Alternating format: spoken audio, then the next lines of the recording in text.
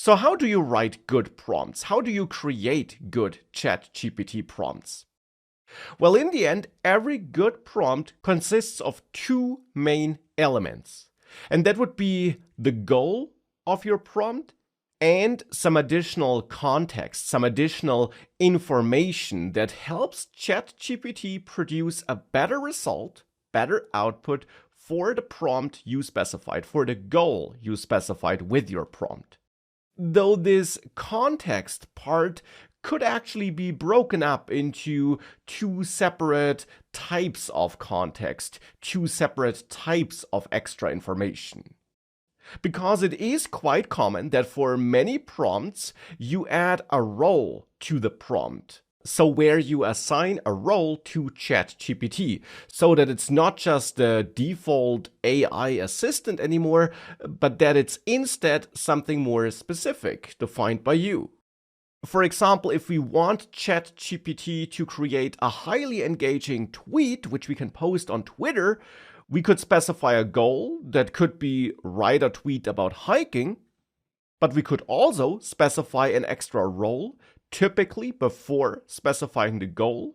And in that extra role, you can tell ChatGPT how it should behave, hence giving ChatGPT extra context, which it will use for generating the result, the output.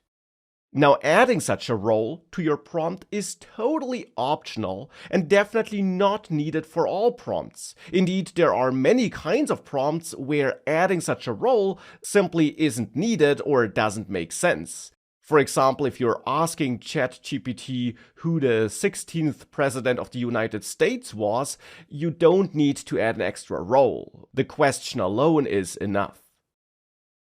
But for some prompts, like this one here, adding such an extra role can make a lot of sense. Now, besides adding such an optional role, you can also add extra constraints or extra information to your prompt.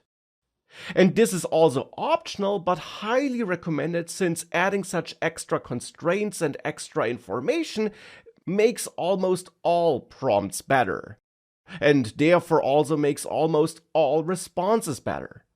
And in the end, both roles and extra information or constraints are, of course, all about adding that extra context, which I mentioned before. For example, here I added a constraint that the response, the output generated by ChatGPT, should contain no more than 2 emojis at most, and that the target audience are nature enthusiasts. In addition, I added some extra information here where I tell ChatGPT that the tweet it generates should highlight 2 advantages of going on a hike regularly. As a result here, I get this tweet about the advantages of going on a hike regularly, which only uses 2 emojis as instructed by me, and which clearly targets nature enthusiasts. And that's of course just a basic example. Throughout the course and throughout this section you will see way more examples, but the general idea is always the same.